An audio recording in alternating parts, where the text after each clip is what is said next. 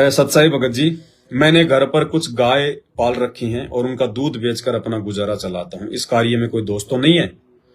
भगत जी, हम गाय पालते हैं, बच्चा हो जाता है तो उसका क्या करें, क्योंकि उसे छोड़ने पर लोगों की फसल नष्ट कर देता है, तो लोग बोलते हैं कि आप अपने बच्चे को संभाल कर रखो। भगत जी, शंका का समाधान करें। भगत जी, जब तक ज्ञान नहीं है तब तक तो सब कुछ ठीक होता है।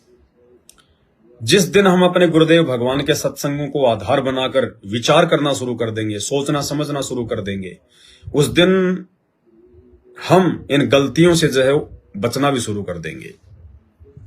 इस भक्ति मार्ग में भगत जी ये पशुपालन जो है ये जायज नहीं है। संत रामपाल जी से नाम उपदेश लेने के बाद में गाय रखना, भैंस रखना, बकरियां रखना, डेयरी वगैरह खोलना। डेयरी कैसे भाई? जैसे हमने कोई डेयरी की दुकान कर रखी है, उसमें दिक्कत नहीं है। हमने खुद 10-20 गाय, 10-20 भैंस वगैरह बांध रखी है, वो डेयरी हमने नहीं करनी है। भगत जी, हमारा समय बर्बाद होगा, बहुत समय हमारा बर्बाद होगा। हमने तो एक एक सेकंड का सदुपयोग करना है। तो नॉर्मल जो भगत भाई बहन जो गांव में हैं, जो गाय रखते हैं, भैंस रखते हैं, उनको भी गाय भैंस जो है रखने से उनको बचना चाहिए। भगत जी, उनको अरे दुनिया पाल लेगी ना। ये दुनिया भर के अनुपदेशी लोग ये माथा पचाएं सारे दिन, गोबर में हाथ, पेशाब में हाथ देना, वो दे, वो करे, ये बेकार। हम क्यों करें? हम तो माड़ा पकड़ के भक्ति करेंगे परमात्मा की। सारा दिन सुबह उठे शाम को सोए, तब तक वो गोबर में हाथ होगा, कभी उसके पेशाब में हाथ होगा, कभी उसको वहां पानी पिलाओ, कभी उसको चारा खिलाओ, खेत से चारा काट के लाओ, मशीन से काटो, शहर से जाके उसके लिए बिनोले लेके आओ, खड़ लेके आओ, काकड़ा लेके आओ, बीमार हो गई तो डॉक्टर के लेके भगो। दुनिया भर की मेहनत फालतू की बेकार है ये। आपका कितना समय बर्बाद होता है और आपको मिलता क्या है? कुछ नहीं मिलता आपको। सिर्फ आपको छाछ मिल जाती होगी थोड़ी बहुत, थोड़ा बहुत आपको दूध मिल जाता होगा, दही मिल जाता होगा, थोड़ा बहुत घी मिल जाता होगा। और मेहनत कितनी, खर्चा कितना?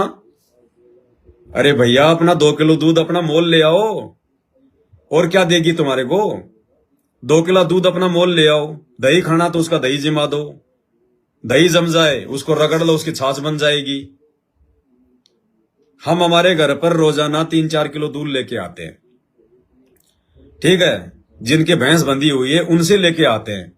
हमारे को ज्योति का घी अलग से लाने की जरूरत नहीं पड़ती, हम उसी में से घी निकाल लेते हैं और छाछ भी बना लेते हैं और दूध भी पी लेते हैं, सारा काम कर लेते हैं। तो आपने भैंस वगैरह बांध के फालतू में बेगार मत करना। ये बेगार करने के लिए जन्म मिला है क्या? अरे भगवान की भक्ति और सेवा के लिए मानव जन्म मिला है, वो भैंस की सेवा के लिए मिला है क्या मानव जन्म? वो भैंस के गोबर में हाथ देते रहो, पेशाब में हाथ देते रहो, चारा काटो, खेत से काट के लाओ, घास वगैरह काटो। हमारा 4-5-6 घंटे का समय तो हमारा उसमें बर्बाद हो जाता है। ये भी काल का एक षड्यंत्र है, ये बेगार है, बेगार। और ये परमात्मा ने अपने सत्संगों में जो है ये मना भी किया हुआ है। देखो, स्पष्ट रूप से गुरुजी मना नहीं करेंगे, क्योंकि अभी हम भक्तों का ज्ञान योग इतना मजबूत नहीं है। अगर गुरुजी स्पष्ट रूप से सत्संगों में मना कर दे कि बच्चों आपने भैंस नहीं रखनी, गाय नहीं रखनी, सारा दिन तुम उसकी बेगार में लगे रहोगे, 8-10 घंटे तो तुम उसकी सेवा में बर्बाद कर दोगे, फालतू में गोबर में हाथ दोगे, क्या मिलेगा तुम्हें? 2 किलो दूध मिलेगा। 2 किलो दूध अपना मोल ले आओ, तुम्हारी मेहनत बच गई, तुम्हारा समय बच गया, भगवान की भक्ति करोगे। वो कितना अनमोल है। एक मंत्र का सुमरण 3 लोकों से ज्यादा है, और तुम तो 3-4-5 घंटे उस भैंस की सेवा में जो है बर्बाद कर दोगे, खाली 2 किलो दूध के लिए। तो स्पष्ट रूप से गुरुजी मना नहीं करेंगे, नहीं तो भगत कहेंगे लो जी ये काहे की भक्ति है, तो गाय भैंस रखने के लिए भी मना कर रहे हैं। फिर गुरुदेव ने हमारे को सत्संगों के माध्यम से समझाया, और परमात्मा ने हमारे को नानक जी की एक कथा बताई कि एक बार सिख धर्म के जो प्रवर्तक थे आदरणीय नानक जी, वो अपने भक्तों के साथ में यात्रा पे जा रहे थे। रास्ते में वो अपनी एक शिष्या के घर पर रुक गए, जो कि बुढ़िया थी। तो गुरुजी आए तो गुरुजी की बड़ी सेवा करी, गुरुजी का बड़ा आदर सत्कार किया। गुरुजी रात को वहां रुक गए, नानक जी रुक गए, 2-4 भगत साथ में थे वो रुक गए।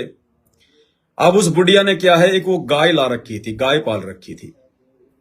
अब बुढ़िया गुरुजी के पास तो बैठे कम और बार बार गाय की तरफ भगे। कभी गाय को पानी पिलाए, कभी उसने गोबर कर दिया वो उठाने भगे, कभी उसका चारा लाने के लिए, कभी चारा जो है उसका काटने के लिए। हैं बुढ़िया मतलब अपने गुरुजी की बातों में ध्यान कम, गुरुजी के पास में बैठ के वो सत्संग सुनना कम, और गाय की तरफ बुढ़िया का ध्यान जो है वो ज्यादा। सत्संग सुन रही है, गाय बोलने लग गई, गुरुजी माई अभी रुको, देखिए गाय गाय चिल्ला रही है, क्या हो गया, कोई कोई कोई जो है कुत्ता वत्ता तो नहीं आ गया। भाग गई, सत्संग में भंग पड़ गया। और फिर ज्यादा से ज्यादा बात बुढ़िया नानक जी के साथ में ज्यादा से ज्यादा चर्चा उस गाय की करे। गुरुजी या तो बहुत ही अच्छी गाय है, गुरुजी या तो बड़ी मुश्किल से 1 महीने दूध देने से मना करती है, बाकी तो दूध देती है। और गुरुजी ये तो मारती भी नहीं है, और गुरुजी बढ़िया गोबर देती है, बढ़िया खेत में खाद हो जाता है। हैं गुरुजी इसी गाय तो बड़ी मुश्किल से मिलती है। जाते समय नानक जी ने क्या कहा, उस बुढ़िया ने कहा कि गुरुजी कोई आशीर्वाद तो दे के जाओ। तो नानक जी ने कहा कि बुढ़िया राम करे तेरी गाय मरियो। नानक जी ने क्या कहा कि राम करे तेरी गाय मरियो। अब बुढ़िया के तो होशो हवास उड़ गए कि ये क्या भाई, मैंने तो गुरुजी की बढ़िया तो सेवा करी, बढ़िया सब कुछ किया है, और गुरुजी तो मेरे को दुर्शिष दे गए। तो बुढ़िया बड़ी दुखी हुई। लेकिन संतों के तो कहां बोलेंगे कहां क्या होगा, ये तो बहुत आगे की बातें हैं। अब वो चले गए। अब वो चेले भी बड़े अचरज में कि यार गुरुजी ने ये क्या, भाई बुढ़िया ने तो बढ़िया खिलाया पिलाया दूध दही वगैरह, और गुरुजी ने तो इसको क्या ये गाय मरने का दे दिया आशीर्वाद। अब साल 6 महीने के बाद में नानक जी का फिर से जाना हुआ, तो वहीं पे उनका रुकना हुआ। तो चेलों ने सोचा भाई आज तो बुढ़िया गालियां निकालेगी, पिछली बार तो बढ़िया बढ़िया खिलाया था, और गुरुजी ने तो भाई काम बिगाड़ दिया, बुढ़िया की गाय तो मर गई होगी। आज आप जाएंगे तो बुढ़िया तो भाई मार पिटाई भी कर सकती है, वो तो गुस्से में होगी। डरते डरते गए वहां पे। अब गए तो भाई बुढ़िया ने तो बढ़िया तो महाराज जी की सेवा करी, बढ़िया सारा काम किया, और बढ़िया सब कुछ, पैर दबावे सेवा करे हैं, क्योंकि गाय तो उसकी मर गई, काम कुछ था नहीं उसके पास में। बढ़िया सेवा करे, बढ़िया गुरुजी का खाना बनाया, और बढ़िया उसका ज्ञान सुनाया, गुरुजी के पास ही बैठी रहे। और बुढ़िया ने कहा कि महाराज जी, बोले हाँ जी, बोले आपका भला हो जो आपने गाय मरने का आशीर्वाद दे दिया। अगर वो गाय नहीं मरती तो महाराज जी मैं मर जाती। 24 घंटे उसकी बेगार में उसकी सेवा में लगी रहती महाराज जी। वो गाय नहीं मरती तो मैं मर लेती अब तक। और जब से वो गाय मरी है महाराज जी, मेरा तो बढ़िया तो टाइम पे तीनों समय की आरती हो रही है, बढ़िया मैं अपना ये गुटखा कर रही हूँ, अपना मंत्र कर रही हूँ, बढ़िया आराम से सोती हूँ, बढ़िया खाती हूँ महाराज जी। पाव दूध चाहिए मेरे को, मैं अकेली बुढ़िया, पाव दूध मैं अपना बाहर से ले आती हूँ। और महाराज जी बहुत अच्छा हुआ आपने मेरे को गाय मरने का आशीर्वाद दे दिया। तो नानक जी ने कहा कि बुढ़िया उस समय तो तेरे को बहुत ज्यादा बुरा लग रहा था कि ये क्या आशीर्वाद दे दिया है, अगर तेरे को यह आशीर्वाद नहीं देता तो बुढ़िया तू मर जाती। अरे नालायक, बड़ी मुश्किल से तेरे को ये मानव जन्म मिला है, परमात्मा का नाम मिला है।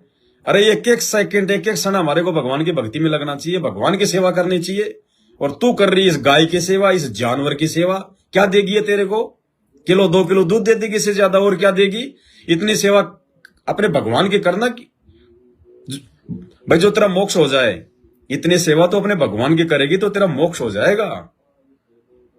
तो बुढ़िया बोली महाराज जी मेरे तो सब कुछ समझ में आ गया, आपने तो बहुत अच्छा किया, वो गाय मर गई। तो भाई और बहनों, इस कहानी के माध्यम से सतगुरु रामपाल जी भगवान ने आप परम भक्तों को एक संकेत किया है, एक इशारा किया परमात्मा ने। अगर भक्ति करनी है तो फालतू के काम धंधों से हाथ जोड़ लो और ज्यादा से ज्यादा समय परमात्मा की भक्ति में दो। इन गाय भैंस के चक्करों में पड़े रहोगे, भेड़ बकरियों के चक्करों में पड़े रहोगे ना, मार खाओगे। फिर कल को वो गाय जो है बच्चा दे देगी, भैंस जो है मतलब पाडा देगी। अब वो पाडा तो दूध देगा नहीं, तो क्या करोगे उस पाडे का? घर पे बांध के तुम उसको खिलाओगे नहीं। साल 1.5 साल का होते फिर क्या करोगे? वैसे छोड़ोगे तो लोगों की फसल बर्बाद करेगा, लोग तुम्हारे साथ में जो है वो झगड़ा करेंगे। कसाई को तुम दे नहीं सकते भगत बनने के बाद में, वो काटेगा, वो पाप तुम्हारे को लगेगा, तो तुम्हारे तो गले में फांसी हो गई। तो भैया इन आफतों से दूर हटो ना। ये भेड़ बकरियां वगैरह पालना, गाय भैंस पालना 2 किलो दूध के चक्कर में भैया अपनी भक्ति का नाश करवा लेंगे। तो ज्ञान आधार तो यही कहता मेरे भाई भले सूखी रोटी खा लो, दूध ही जरूरी है क्या? अरे दूध दही के साथ ही रोटी खाएं कोई जरूरी है क्या? ये सुल्तान अदम को जब उसने राजपाट छोड़ दिया, उसको ज्ञान समझ में आ गया और जब उसको भूख लगी बहुत ज्यादा, तो उसने अरदास करी कि हे परमात्मा, दास को भूख लग रही है, मालिक भोजन चाहिए। तो ऊपर से एक थाल आया, सुंदर ढका हुआ, थाल पोस से ढका हुआ सुंदर कपड़े से। सुल्तान अदम ने उसको देखा, अंदर काजू किशमिश हलवे कचौड़ी पकौड़ी 56 प्रकार के आइटम। उसने वापस ढक दिया। गुरुजी ने बताया उसने वापस थाल को ढक दिया और जो है मतलब मुंह मोड़ के बैठ गया, रो के बोला कि हे परमात्मा, मैं ये बकवाद ही तो छोड़ के आया था, ये 56 प्रकार के भोजन ही तो छोड़ के आया था परमात्मा, ये नहीं चाहिए। आप अपने दास को सूखी रोटी दीजिए, सूखी रोटी दो परमात्मा। उसी समय ऊपर से सूखी रोटी आई और मालिक ने कहा कि बेटा, ये तेरी परीक्षा थी और तू परीक्षा में सफल हुआ। आज के बाद में तू जंगल से मतलब की अपनी लकड़ियां तोड़ और अपना शहर में बेच, अपनी झोपड़ी डाल और परमात्मा की अपनी भक्ति कर और अपना छोटा मोटा जो है लकड़ियां तोड़ के अपना जो है काम धंधा कर। तो भाई और बहनों, हम दूध दही खा के कोई पहलवान बनना है क्या हमारे को? अब कोई कुश्तियां लड़नी है क्या हमारे को? लड़ाई झगड़ा करना है क्या लोगों के साथ में? हमें तो परमात्मा ने बताया आवत गाली एक है, उल्टा हो या नेक। हमने तो कोई गाली दे रहा तो गाली भी नहीं देनी, थप्पड़ मुक्की तो बहुत दूर की बात है। तो हमने क्या बॉडी सोडी थोड़ी बनानी है भाई? हमने तो सूखी रोटी मिल जाए भगवान के दया से, उनकी भक्ति सही प्रकार से हो जाए, ये हमारे लिए बहुत बड़ा धन है। तो दास की तो प्रार्थना है, विनती है, ज्ञान आधार से दास आपको सलाह दे रहा है, ये भेड़ बकरी गाय भैंस के चक्कर में ना पड़ो मेरे भाई, अपनी भक्ति बचाओ, अपनी भक्ति करो, समय थोड़ा है।